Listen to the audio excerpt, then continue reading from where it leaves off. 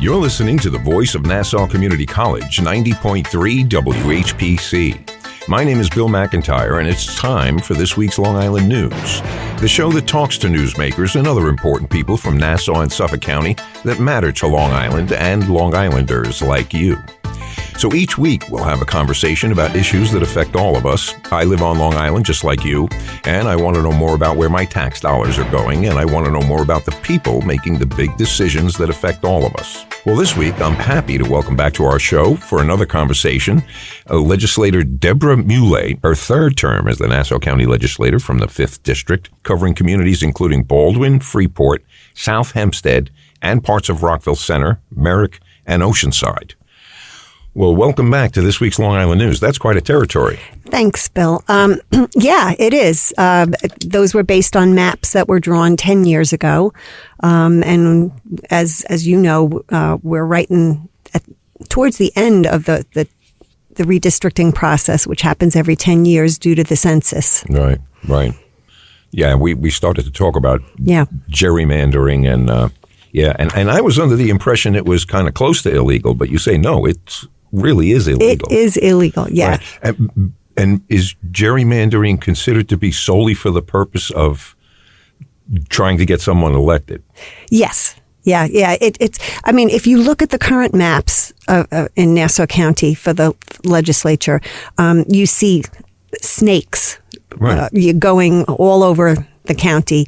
Mine is, believe it or not, one of the more compact districts, but it truly, to me, makes no sense that it carries small pieces of certain communities because I'm not able to effectively represent them in the way that I can when I have much more of the community. Right.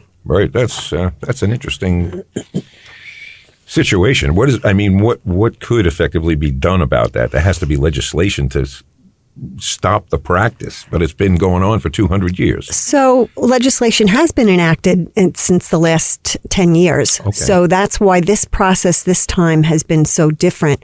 There's both state and federal laws that have been passed that are designed to prevent the kind of partisan gerrymandering that has happened. Mm-hmm. So, and that is on both sides, obviously. Both sides try it. In Nassau County, I would say that the map that was adopted, because we did adopt a map, but it was voted on partisan lines. Mm-hmm. We believe it is illegal. We believe that there will be a legal challenge to it, and so it makes things kind of interesting because right now we're in the middle of petitioning. So we're going on based on the lines that are currently been drawn. Yeah. Wow. But there's a real potential that the lines could be thrown out. Right. That's interesting that when people mention that the two parties can't agree on anything, I could say, well, they can agree on gerrymandering. They're all doing it. Yeah. Yeah. Amazing. Well, anyway, let's move on to, you've been outspoken about the Baldwin-Grand Avenue Complete Streets project. Yes. What's going on with that, and what is it? So Baldwin, the community of Baldwin, it's a hamlet, and so they don't have any direct representation. It's not like the village of Freeport or the village of Rockville Center, which they have a mayor and a board of trustees. Right. They are represented by county and by the town of Hempstead.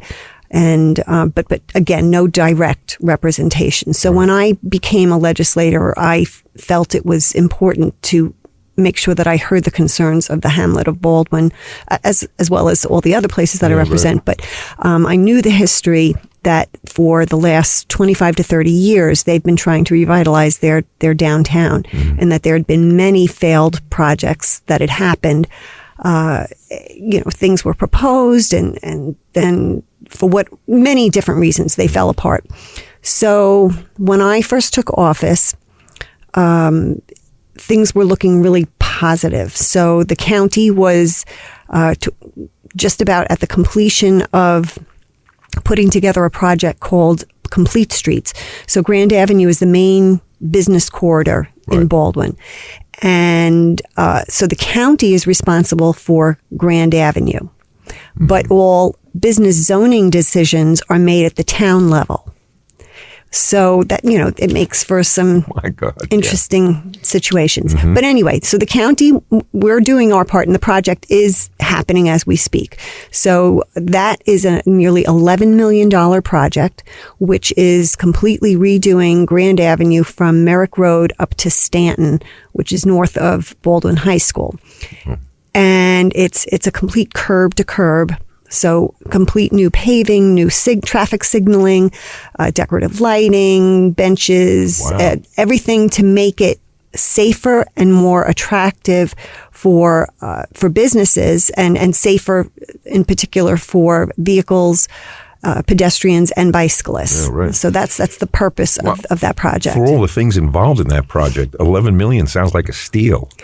It had started out at 7 or 8 million and it's gone up since then. So that's how those things go. But what I will tell you is that, we were able to get substantial federal funds to cover the cost of the project. So it's for something that is completely necessary. We're not, putting all the burden on the taxpayers of Nassau County. Right, so it's a really, really great thing. Yeah. Anyway, so we're doing that. And then 4 years ago, the state came in and said, well, we see that you guys are really trying to do, meaning everybody in Baldwin is really trying to do the right thing to bring about a change in the Baldwin downtown district. So they gave a $10 million grant and said, you can apply this to projects based on XYZ. Honestly, I can't remember the criteria, but, it could range from, further traffic safety, buildings, developers, parks, anything, arts and cultural, anything that might help revitalize the downtown. Right. So that money went to the town of Hempstead because they're in charge of the zoning. So, okay. Yeah. And there have been many ups and downs to that piece of the project. COVID certainly didn't help. So I would say that put things on hold for a while. And there had been a robust community, involvement piece of it, but that was mandated, truthfully, by the state. But it had been done, and everybody seemed to come to the table with a group of ideas, which were approved by the state. And then essentially COVID happened, and then we got out of COVID, and the town said, well, we want to put a 1-year moratorium on this. And that was when I said, no, that cannot happen. The people of Baldwin have waited too long for this to happen. And so that's when I became very vocal to advocate for the hamlet of Baldwin, because they needed a voice. And Assemblywoman Judy Griffin, and she's no longer the Assemblywoman, but we banded together and spoke out very vocally, and included all of, anyone in the community who wanted to speak out, because they are very capable of speaking out for themselves. Right. So, and it worked. So the town of Hempstead said, okay, not a year. It's going to be, I believe it was 45 days was what it came down to. And they have now started approving projects. So we're making progress. Okay. Does the town of Hempstead actually have the $10 million that the federal government? In their hands, I don't know. But what I do know is that it can't go anywhere else other than, it can't go into their general fund, for instance. It has to go towards these projects. Right. But I could put it in the bank and wait a year and make $1 million interest. Well, and I don't know the answer to that. Yeah, right. Just a reminder, you're listening to this week's Long Island News on the voice of Nassau Community College, 90.3 WHPC. My name is Bill McIntyre, and my guest today is Ms. Debra Mulé, who is serving her third term as the Nassau County Legislator from the 5th District, covering communities including Baldwin, Freeport, South Hempstead, and parts of Rockville Center, Merrick, and Oceanside. I think that's really kind of spread out. But it is. I mean, you're more consolidated than some. Yes. You remember the districting that they did, and then they threw it out, the congressional district. Yes. Yeah. Just up the coast of Long Island, up into Yonkers. It was ridiculous, yes. Us poor voters, look at some of this stuff. Anyway, okay, so something else now. How common are tax bill errors? Oh, that's an interesting question. There was a story you commented on where the Nassau County Legislature voted unanimously to rescind over $1 million in tax bills that were erroneously issued to the Notre Dame Parish, a tax-exempt Catholic church in New Hyde Park. Right. So mistakes happen. Okay. Right. That's fine. It's not fine, but mistakes do happen.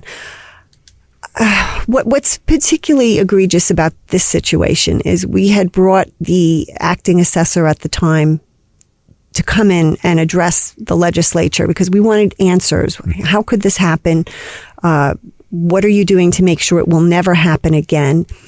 And he gave us the answers to our questions, assured us this would never happen again. And then just a few months later, it happened again to the same church. They got the same tax bill. So in the county, we have something called the county guarantee, which means that the county has to replace the money that's refunded out of the county coffers. And so we're talking about over $1 million because, and here's the reason why, taxes are so complicated. The tax bills have gone out, right? So it's not like they can send out letters to everybody who would have to backfill that money and say, okay, you owe us $100, $200, whatever, more. That's not going to happen. So that money has to be replaced somehow because obviously the church is not going to pay for it. That's the whole point of it. Completely illegal, right? So it's the county has to come up with that money. Right. So again, mistakes happen. It's terrible that it happened the first time.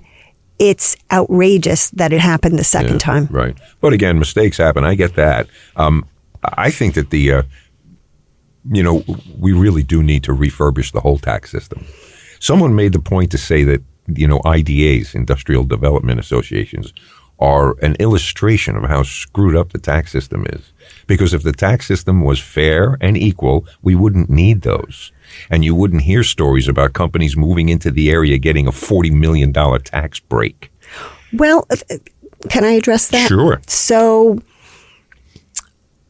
arguments can be made for the need for some changes in IDAs, but I do think that they provide an important driver for developers and businesses to come in. Mm-hmm. And a lot of times they're building on a parcel where no tax money was coming in because nothing was on it. Right. They're building something. They're going to do what's called pilots, which is payments in lieu of taxes.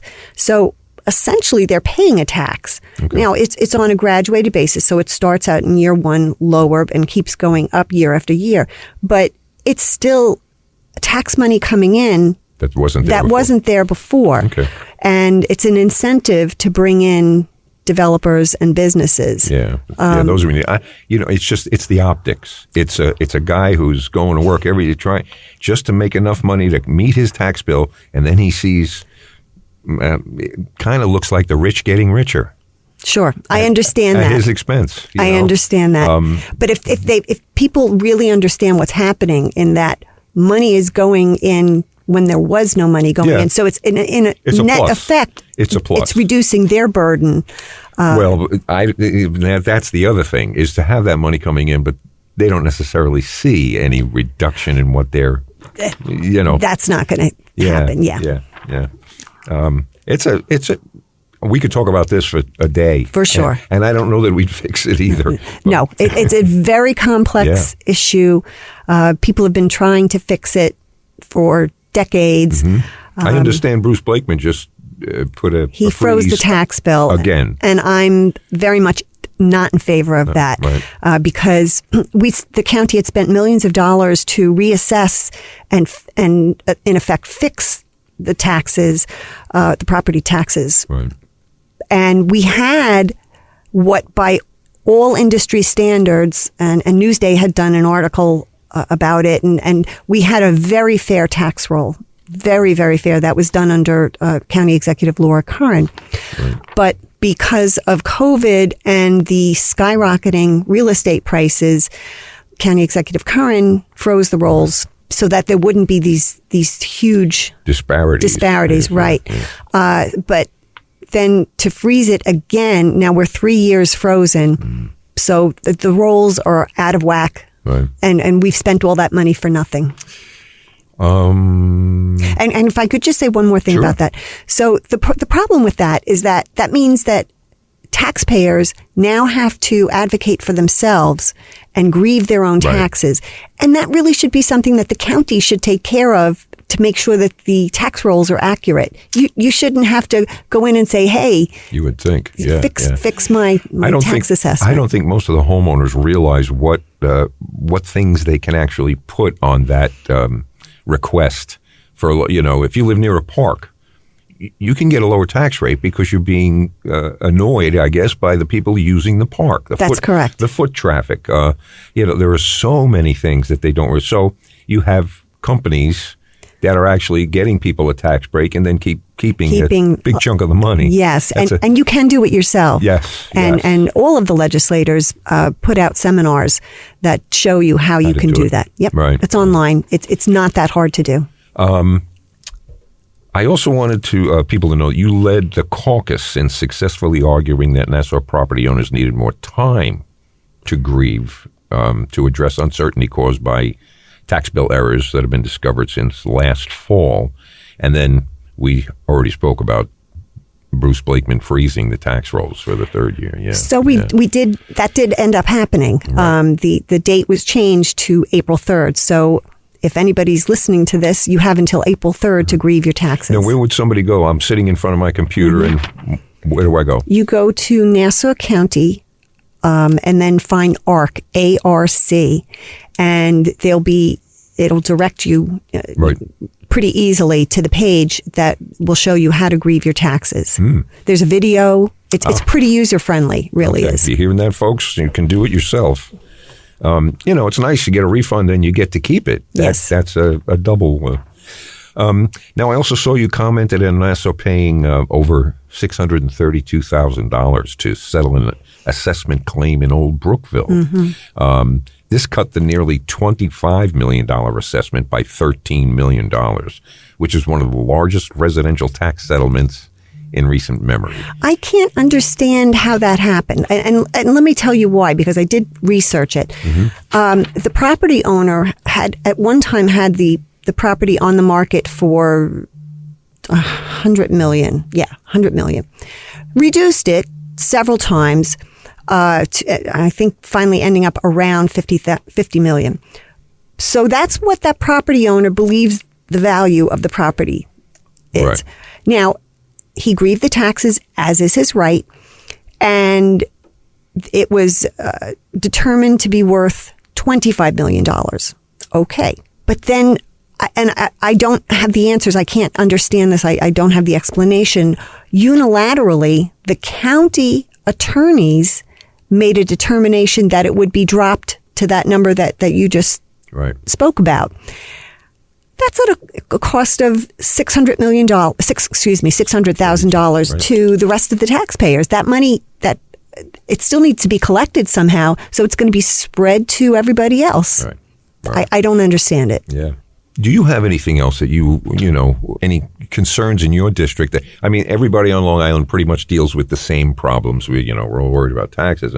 And the other thing that people don't realize, like we talked about industrial development, our school taxes are based on how much those industries contribute to Correct. Nobody wants nobody wants a factory in their backyard. Yes. But everybody wants the money when it comes to school tax time. Yeah. And so that's something that we all have to, give and take. It's because if we don't do it, my goodness. And the people that I feel for are the senior citizens that haven't had kids in school in 35 years. And they're getting hammered for, and the thing that, of course, the knee-jerk reaction is, the teachers make too much money. That's not even the issue. The buildings, all of these buildings were built, most of them, a long time ago. That takes a lot of money. And the older they get, it takes more money. And I don't think people keep abreast of that either, or realizing that that's where a lot of the money goes. So I'm a former school board member. I was 9 years in the Freeport schools as a school board member. Right. And again, these things are complex, and it's nice to come up with this, as you say, knee-jerk reaction. It feels good, I guess, to say, well, if you just did X, Y, or Z, everything would be fixed. I've looked at these issues from all sides, and it's not an easy problem to fix. No. There's always going to be give and take, as you say. Yeah. So it's not an easy solution. No, yeah. You're listening to this week's Long Island News on the voice of Nassau Community College, 90.3 WHPC. I'm Bill McIntyre here with Ms. Debra Mulé, who is serving her third term in Nassau County Legislature from the 5th District, covering Baldwin, Freeport, South Hempstead, and parts of Rockville Center, Merrick and Oceanside. Interesting, you just talked about the school boards, because one of the things that came up in the news while we had COVID and we had all of the people whining about masks and to a large degree, a lot of people speaking at local school board meetings had nothing to do with those districts or those school districts at all. And it came to be my understanding that a school board can close its meetings. But when they do that, nobody gets to speak. But if you have them open, everybody has the right to speak. Is there any way to chisel that down and to try to make sure that the people who are actually at the podium, screaming at whoever, actually has a vested interest other than their personal politics? So I served as a school board president for several years, so I presided over the meetings. And we had, we looked at our rules very carefully because we wanted to hear from the public, but we wanted to make sure that it didn't become screaming fests, as you say. So if someone became out of control, I would shut them down. And if, I would start with politely asking them, please watch how you say it. Things. We want to hear you, but you need to be respectful. And if that person was unable to bring it down, they would not be able to speak. Continue. Right. Yeah. Some school districts have rules such as only residents are allowed to speak. So and they can do that. Yes. Oh, I wasn't aware of that. I thought if they had it open, you just have to open the door and let anybody. No, you have to say that at the beginning of the meeting, but yeah, you can limit it. Oh, that's interesting. Yeah. That's okay. So we didn't necessarily have to have these, what would you call them, negative photo ops, because we saw a lot of that. And I think the impression was that anybody could go to any meeting and break it up in the sense. Yeah, which I feel for school board members now. I think it's become a much more difficult job than it was when I was on the school board. Yeah. I really do. So, but do you want to get back to the legislature? Sure. Okay. Go. So, roads are always a major concern, I would say, in any district. And that's, as I said, we're doing that huge project in Baldwin. And the county has, over the last several years, done a good job of redoing many of the county roads. One thing that I think many people don't understand is that roads belong to certain entities. Oh, so we found that out. Yes. Yeah. So there's county roads, there's town roads, there's village roads, there's state roads. And so, for instance, a constituent will call our office and say, such and such road needs fixing. There's a huge pothole in it. Right. And we look it up and find out it's not a county road. Right. And most of the time it won't be a county road. We have the major roads in most of the places. So, Grand Avenue, Atlantic Avenue, Merrick Road, for instance. But so then my office, and I have to say, all the offices work well together. So we will then refer that person, or actually refer the issue to where it needs to go to. Right. And I remember talking to Mr. Saladino from Oyster Bay. He told us at the time that it costs about $1 million a mile. I was stunned. But when you look at the machinery they need and, the crews that they're paying, and oftentimes higher rates because they're working from midnight to, 5 in the morning instead of a regular 9 to 5, all of these things, but $1 million a mile. That's why I said, $11 million it sounds like a deal. Yeah. It depends upon what you're doing. Are you doing just a road repaving? Right. That costs less. Are you doing a curb to curb, which is what the complete streets is? So you're more concrete. You're doing more everything. Designing. You need 100%. Yeah. So I don't know what the figure is for each of those different scenarios might be, but it costs a lot. Yeah. The other thing that occurs to me is the downtowns, and this is always a big topic. Farmingdale is one of the things they look at, but they're all kind of it's like a rubber stamp now. Every town wants their own restaurant mecca. There's got to be 14 bars in. Is that a bubble that can burst? I've never thought of it that way, but I can certainly understand why every town would want that. It brings people in. It jumpstarts the rest of the businesses. And I think the thing. There aren't a lot of the rest of the businesses because they're all restaurants, and it's hard to find a clothing store unless you go to you can go to Walmart, you can go to Kohl's. But as far as the little towns go, there used to be dress shops. And we don't see that anymore. Not as much. Yeah. I would agree with that. But there are other types of businesses that are there and and need the help to flourish. And we need to do our part by visiting our local businesses. Yeah, get out, and patronizing. Today's the day. There's going to be a lot of people getting out. Just corned beef and cabbage time. Really. Anyway, thank you very much. My guest today has been Ms. Debra Mulé, who is serving her third term as the Nassau County Legislator from the 5th District, covering communities including Baldwin, Freeport, South Hempstead, parts of Rockville Center, Merrick and Oceanside. And again, thank you for taking the time to be here with us. You're very welcome. But the clock on the wall says it's time for this week's Long Island News to move on out of here. I'm Bill McIntyre, and remember, you can listen to us by searching for this week's Long Island News wherever you listen to podcasts. And we're right here on the radio every Friday at 3 p.m. on the voice of Nassau Community College, 90.3 WHPC.